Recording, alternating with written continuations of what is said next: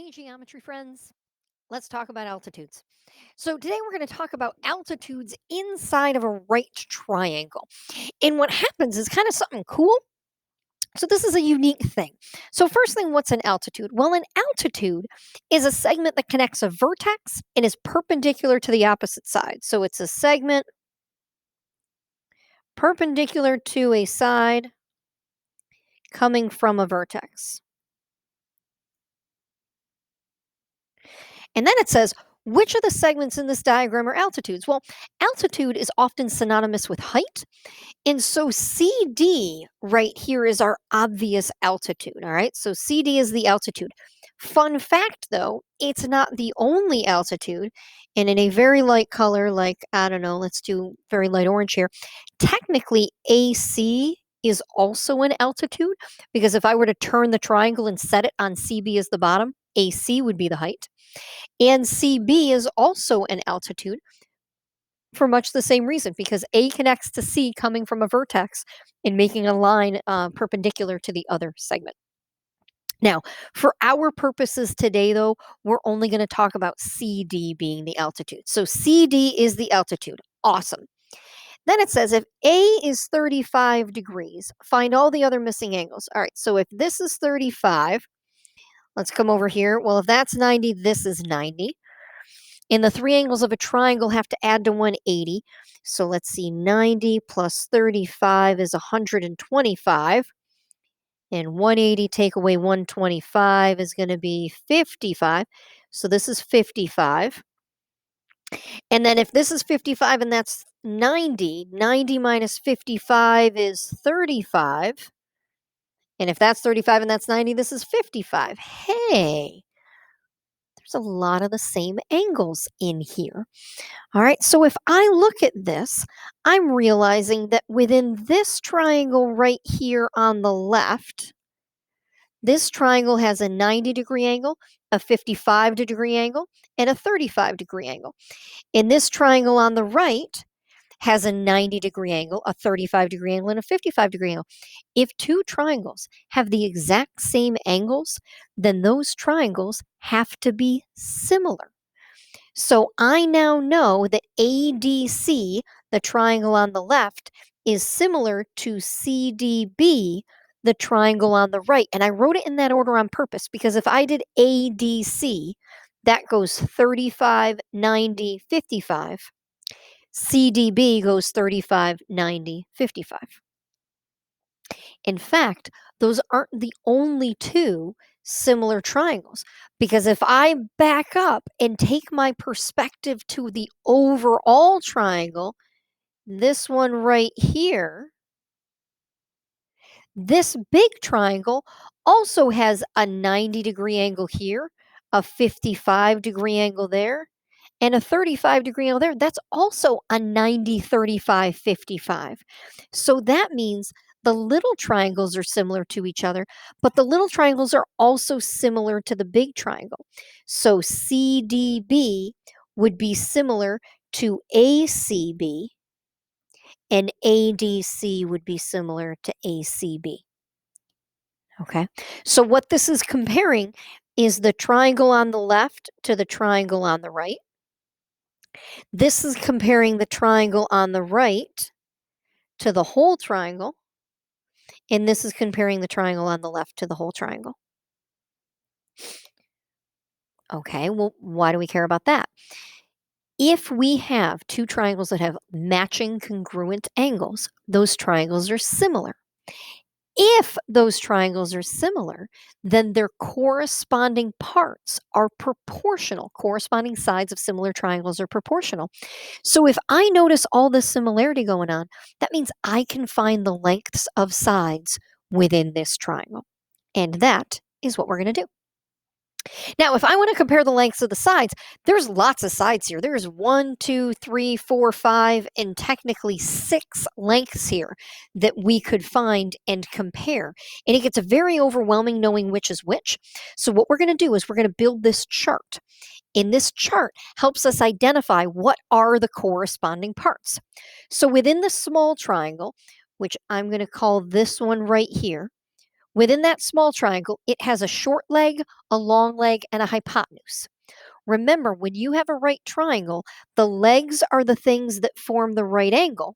So in this case, 3 and y would be the legs, and the side across from the right angle would be your hypotenuse.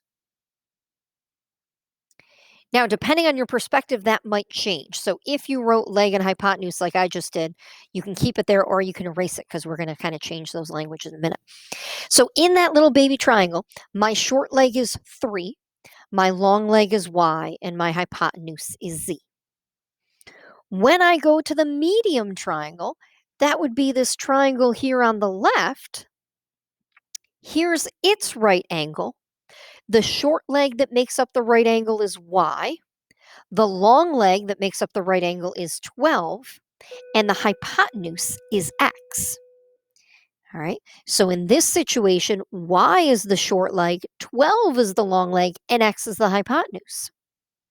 And then if I back up and go from an outside perspective, if I look at the triangle as a whole, I call it the big triangle here, but if I look at this triangle as a whole, here's my right angle.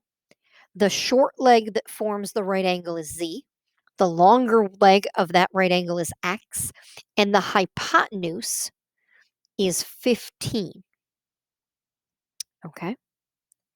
Now, any box within this picture can make a proportion. All right. Because I could do the short leg of the small to the short leg of the medium equals the long leg of the small to the long leg of the medium. Well, you know what? Let's do that. I circled it. Let's do it. So box number 1 is going to be to say 3 over y equals y over 12. There's only y's there. I can solve it. So I am going to cross multiply. So I have y squared equals 36. Square root it, and I get y equals 6. Hooray. Cool. All right. Well, since I have y, I'm going to come back in here and put 6 in for each of these y's. And then I'm going to try to find another box. Well, let's see. If I try to find another box of numbers, don't do this. Don't highlight this. Just watch mine. I could highlight this box of numbers, except in that box, I have a z and an x. That's too many variables, so I don't want that one. Let's look at this box. Ooh, that one only has an x. I'm going to take it. So coming over here, I have 12 over x equals x over 15. The long leg of the medium triangle when compared to the long leg of the big triangle equals the hypotenuse to the hypotenuse. Cross multiply again. This says x squared equals, all right, I'm going to pull out my calculator. 12 times 15 is 180. And then it says to leave your answer in simplest radical form. So 180 isn't a perfect square. So I want to think about the biggest perfect square that goes into 180. You know what? I don't remember. So now's as good a time as any to remind you how to do this in a calculator. You're going to go into your calculator. You're going to do 180 divided by x, and then look at the table. So let me let mine load up here. 180 divided by x. Here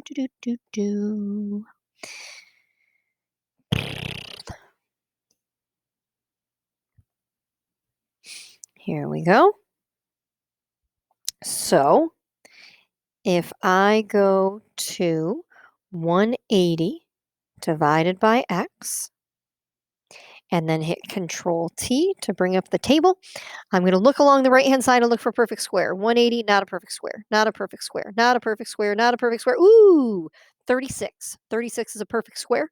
So 180 is 36 times 5.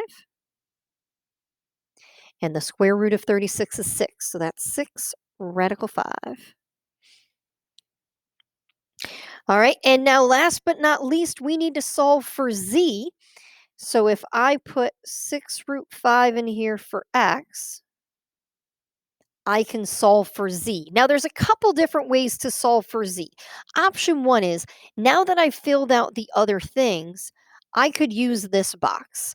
6 over 12 equals z over 6 root 5. I could use that. Another option is, you can use the four corners. 3 over z equals z over 15. That's what I'm going to do. There's no radical in that equation, so that is what I'm going to do. 3 over z equals z over 15. Cross multiply, 45 equals z squared. Square root of 45. 45 is 9 times 5. And the square root of 9 is 3. And that is how you work within a right triangle to find some missing side lengths. So let's do a couple more practices without me really extrapolating more than I need to. All right, so it says complete the table, then use it. One thing is on number 1, I forgot to put the symbols for the right angles in. So do me a favor, just put right angles right here so you know they exist. So I have an altitude drawn inside of a right triangle, and I want to find some lengths associated with it. So in order to do that, I'm going to set up proportions based on the fact that I know similar triangles were created. Okay, small triangle, that would be this one right here. There's my right angle. The short leg, the tiny side that makes up the right angle, is 2. The long leg is the other side that makes up the right angle, y. The hypotenuse is the side across from the 90-degree angle, that's 6. Okay, in my medium triangle, that would be this thing right here. Whoops. In my medium triangle, my short leg is y, my long leg is x, and my hypotenuse would be right here, but I don't know what that is. Okay, leave it blank. You don't have to know what it is. So I'm going to leave that blank. And then in the large triangle, the big triangle overall, my short leg is 6, my long leg is, I don't know, and my hypotenuse is x plus 2.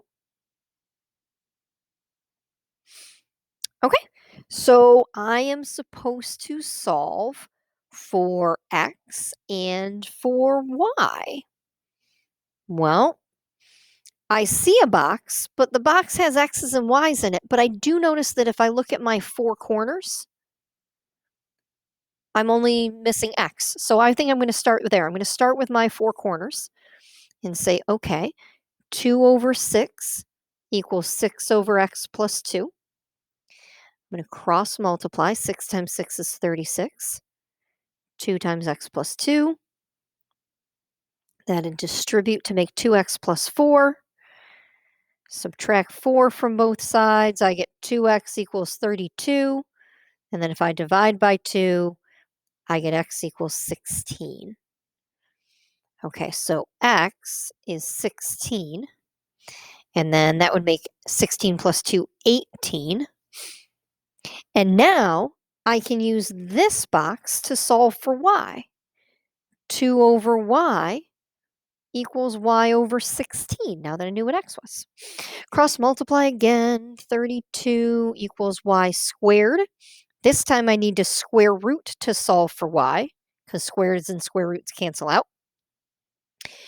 And then I say, okay, what perfect square goes into 32? 1 times 32, nope, not a perfect square. 16 times 2. Yeah, 32 is 16 times 2, which makes y 4 root 2 in simplest radical form. And I think that's what they asked for, unless told otherwise. Oh, round to the nearest 10th. You know what? They said round to the nearest 10th. I didn't follow my own directions. So option 1 is I write 4 root 2. The other option is if it says solve to the nearest 10th, I'm going to type 4 root 2 right into the calculator, but I'll do it over here. 4 times the square root of 2. And if I'm using this calculator, Control Enter will give me the decimal to the nearest 10th. That would be 5.7. Okay, so the thing circled on the left is simplest radical form. Thing on the right, to the nearest 10th. All right, 2 more examples, and on each of these, I just have to solve for x and for y, so these should be quick. Ready? Let's do it. If you feel like you're understanding this, feel free to try it on your own. Otherwise, stay with me. So, small triangle, that would be this thing. What's the short leg? What's the long leg? Well, 4 looks like the short leg, and x looks like the long leg, but I'm not really sure if it's short and long. So here's a fun fact. If you're not sure which is short and long, one thing you can do is redraw the picture, but in a very exaggerated kind of way, like way out there, because then it makes it a little bit more obvious which is short and which is long. And if I do exaggerate it, 4 becomes the short side. And so I'm pretty comfortable with that. And I don't know the hypotenuse of the small triangle because it's missing. Now my medium triangle is this thing. My short leg sure looks like X, and my long leg is 9. Don't know the hypotenuse. And you know what? I don't even need to keep going because I have a box of numbers right now with only one variable. 4 over x equals x over 9. X squared equals 36. To solve for x, I have to square root it. And the square root of 36 is 6. So that's a good example of what if things are missing. It's okay. If things are missing, it's totally okay. All right. Last one. All right. In my small triangle, that would be this guy. My short leg is 4. My long leg is y. I don't know the hypotenuse. In my medium triangle, that would be this thing. My short leg is y. My long leg is 16. And I have enough already.